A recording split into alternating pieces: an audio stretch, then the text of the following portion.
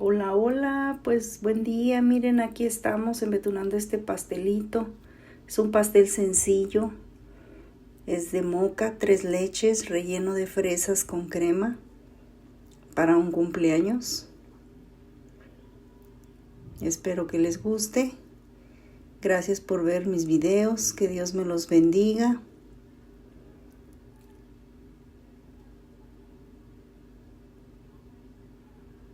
Pues así quedó el pastelito.